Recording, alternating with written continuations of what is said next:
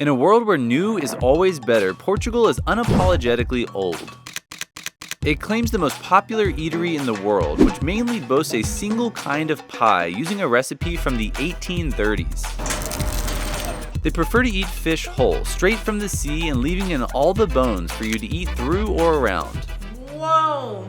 Instead of mining salt from deposits, they lay seawater out to dry in the sun. Ooh, and they proudly decorate the walls of their cities and churches with an art form that finalized its current method in the 1600s. Portugal likes old stuff, and we're here to celebrate it and learn all about it.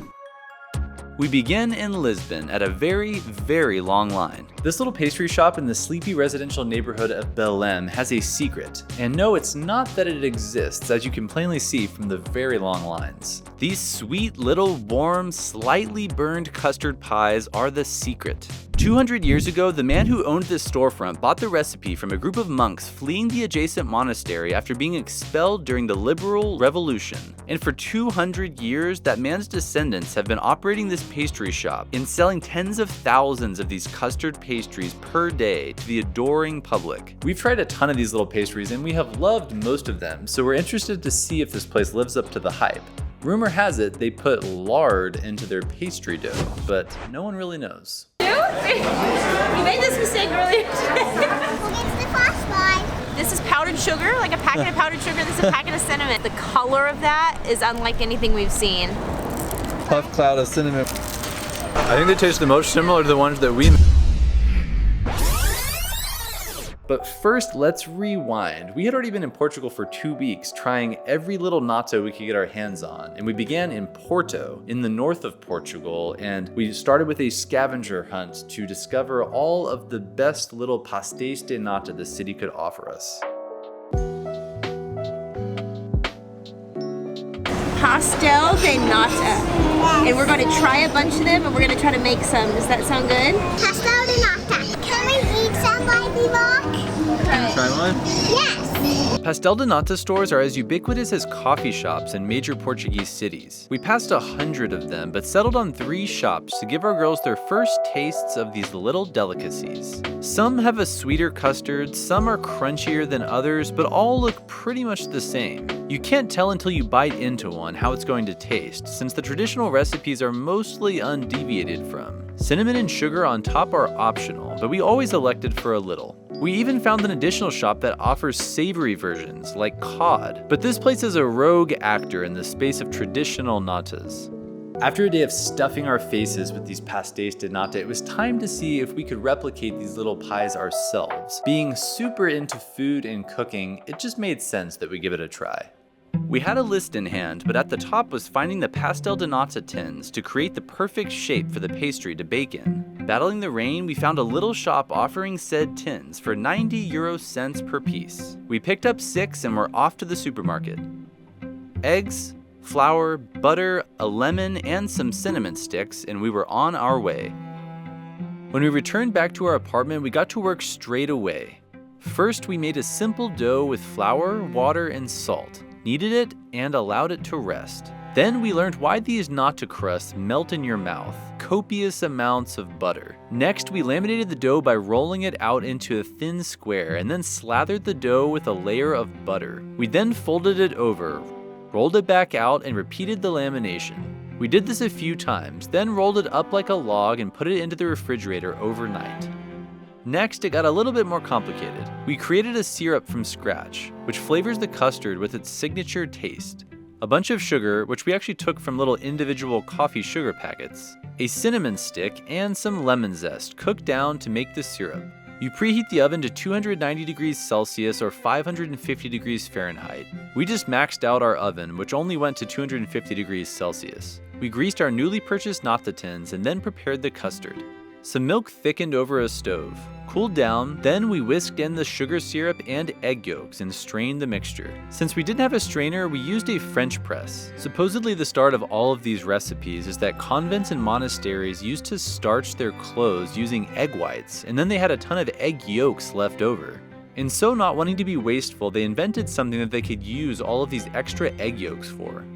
We pulled our dough out of the refrigerator, cut it into small rounds, and then pressed them into the shape of the tins, and finally filled up the dough with the pressed custard mixture. Into the oven they went for about 12 minutes until they were bubbling, blackening, and begging to come out. Just a couple of minutes of cooling, and then we were ready to trot them out on our taste buds. After all that effort over 2 days, we were really curious to see how close ours compared to the ones that we had tasted out in the shops. Sweet. It is sweet. I think not. We have a ways to go. Oh, really? It's a little undercooked on the crust. Okay. It's very buttery, it's a very oily crust. The top looks great. I think the custard's fairly solid. It looks pretty good, man. You see what I mean? I don't. I think they're really good. Really? I think there's, I'm impressed. Thank you. I'm impressed. You guys did well, Oz. I'm just you cook this. Now we return back to Lisbon to see how those Pastéis de Belém compare to our own efforts in Porto. Who gets the first one? Is it not? We don't know. Huh? You had a puff cloud of cinnamon. I think they taste the most similar to the ones that we made. I think the ones that we made were extremely spot on. So I could be charging $140 a piece for those bad dogs. We have another one. Well, maybe that 200-year-old recipe is a little overhyped. I mean, our first effort tasted remarkably similar. We had no experience and used supermarket ingredients as well as sugar from single-serving packets meant for coffee. But that doesn't mean that all of these recipes aren't very old and equally delicious. They are. If we learned anything, it's that almost anything you eat can be replicated, especially if you're addicted to the product.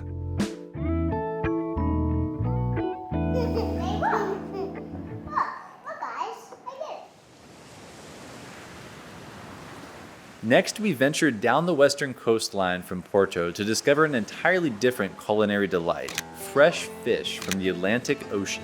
Sometimes to see something interesting, you have to get up early. We rose in the darkness and dragged our little ones out of bed with the promise of a pastry picnic on the beach. We were headed 10 minutes south to a beach that promised the possibility of glimpsing Arte Xávega, a fishing method that supposedly dates back to Egypt 5,000 years ago. We wanted to discover this ancient technique firsthand, but sadly, we were left to ourselves, eating some pastries on a bench as the sun rose up.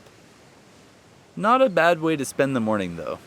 We cannot stand traveling in the summertime. It's too hot and overcrowded. However, we do occasionally miss out on some cultural things that only happen during the summertime. And unfortunately, we learned that this fishing ends in September. So we will just have to return during the peak season if we ever want to see it happen.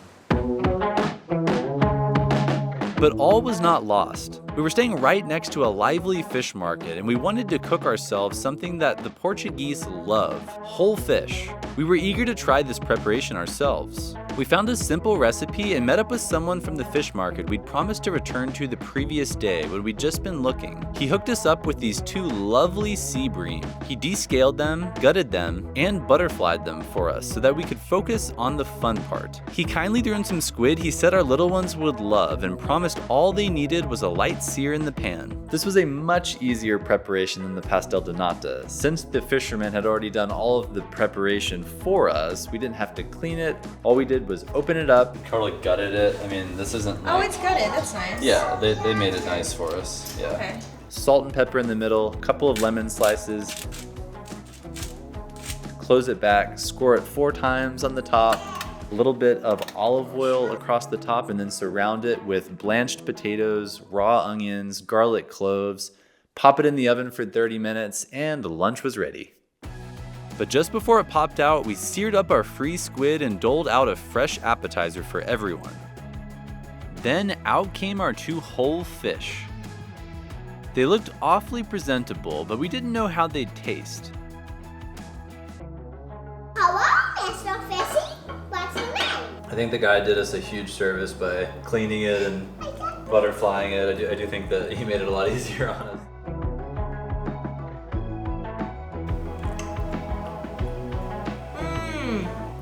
Whoa. Who knew?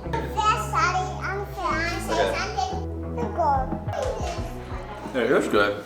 Our late afternoon lunch turned into a sundowner as this sun-kissed town turned a misty shade of gold. We were staying in Costa Nova, which was one of the biggest delights of our time in Portugal. It's a vibrant and colorful town that looks like a 1960s postcard, and every sunset we had there was magical. Back in Lisbon, we got to discover another ode to this whole fish preparation. This time canned, not fresh.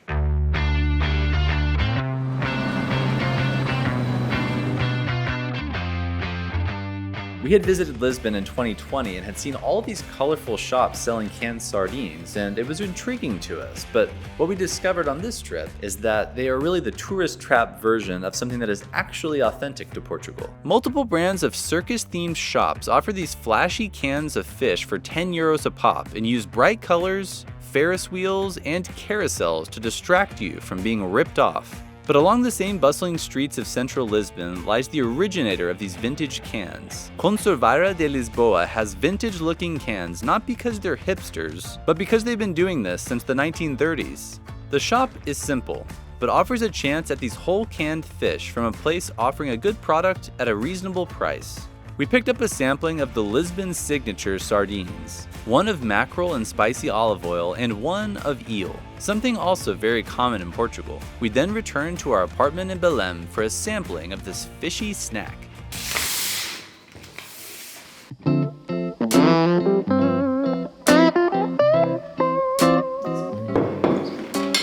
Alright, so it looks like skin on, obviously. The question is bones? Not sure. Cheers. Sorry, it's on. Probably the freshest tasting canned product I've had. Alright, I'm gonna eat the lemons. Oh, that's nice. Wait, does it feel like you can eat it? Probably. Oh yeah, that totally just dissolves in your mouth. That's weird. So do we mackerel or do we eel? I think we mackerel. Let's do it. There you go. Alright, so that's a very silver fish in comparison. Interesting. That is spicy. I like that. There's some heat to that. The actual fish is good too. This eats more like meat. That's good bang for buck. The girls will love this. Yeah, how much is that one? It's big. That one was less than 3 euros. For 3 little fillets? Yeah. Not bad. Yeah? The only way that I've ever consumed eel is in like unagi, like Sushi form. Exactly. Doesn't it really taste like barbecue Yeah. or something? Like jerky. Yeah, I agree. Yeah, why is it so cured? I like it because I like jerky. But from a value standpoint, the fish, I think are better value here. It's probably more, I think it's more meat and it's half the price. I like this though, it's interesting, it's different.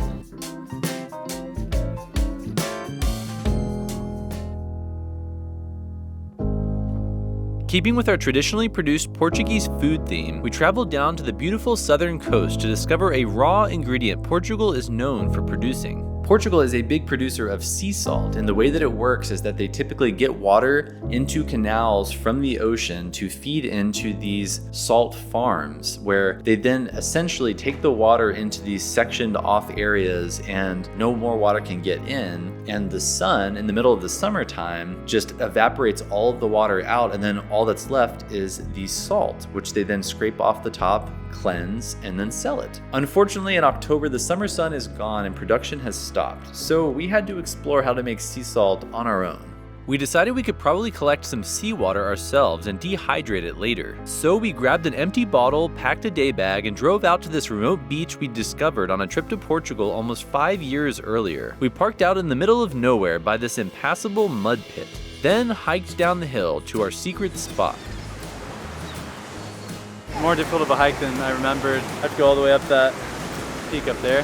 I'm now gonna grab my water bottle and fill it with this lovely ocean water so that we can bring it back to our place and make salt.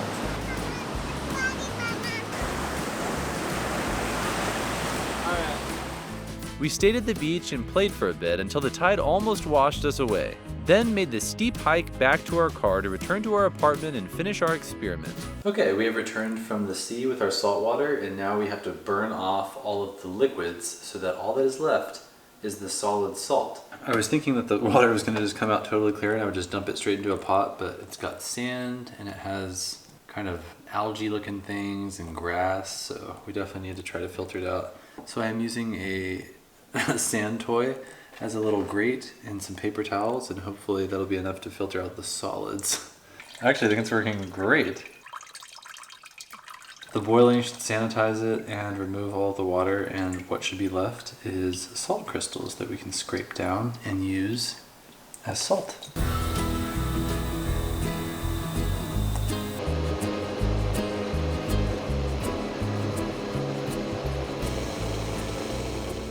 We don't really recommend this method as the water begins to pop a lot and makes a mess. It would probably work a little bit better in an oven than on a stovetop, but after 45 minutes we had no more water, just salt. So after a day of sitting out in the fridge, it is finally totally dried out. Oh yeah, it's really dried out overnight. So now you can see there's no water left and it just flakes up into little bits of salt. It's so interesting though, it actually feels, it almost feels like sand as opposed to salt. There's something like softer about it. Doesn't it feel like sand? Oh. It's very fine. Yeah.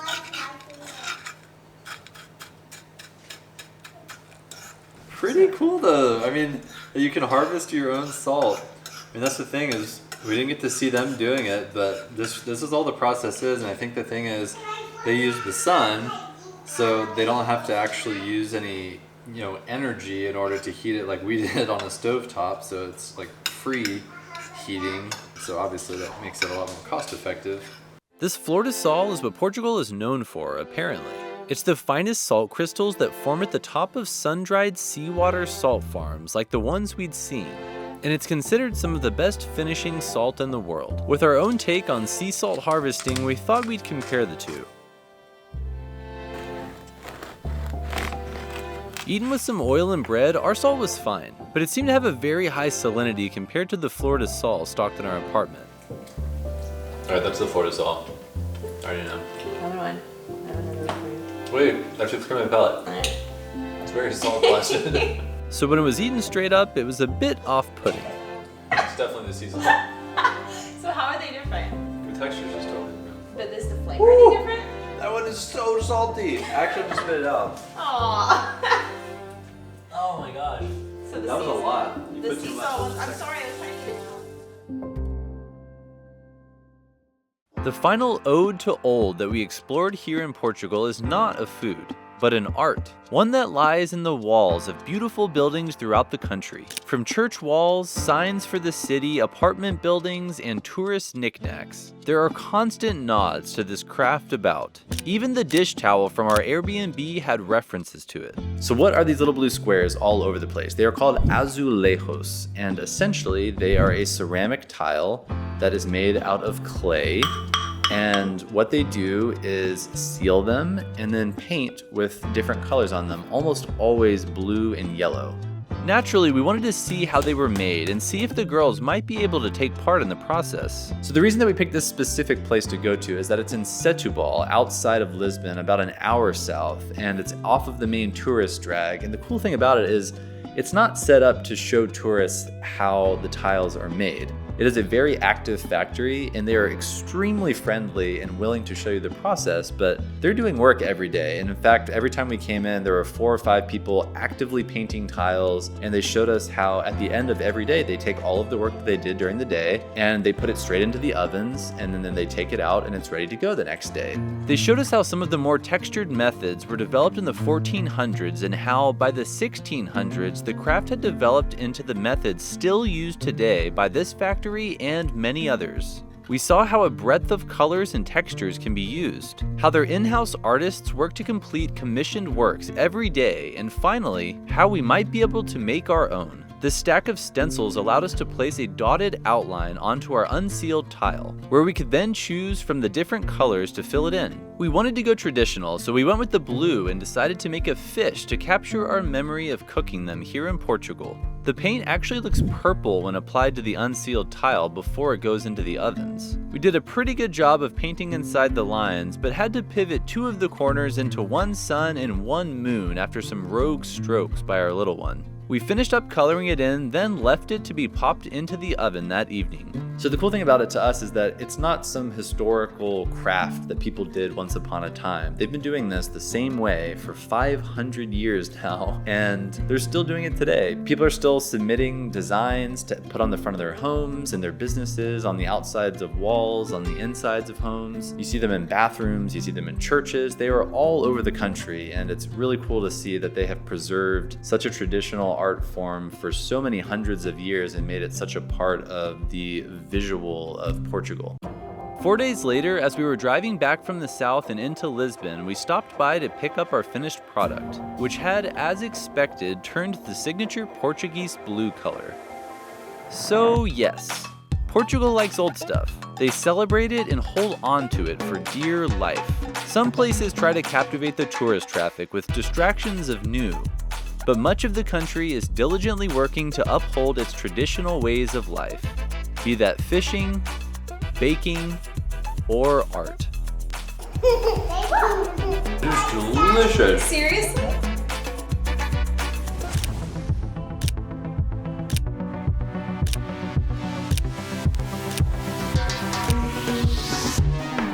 Oh, look at that! Ooh, It looks laminated. yeah. Looks like a lot of butter. It looks like heavily laminated. Yes. More than half butter.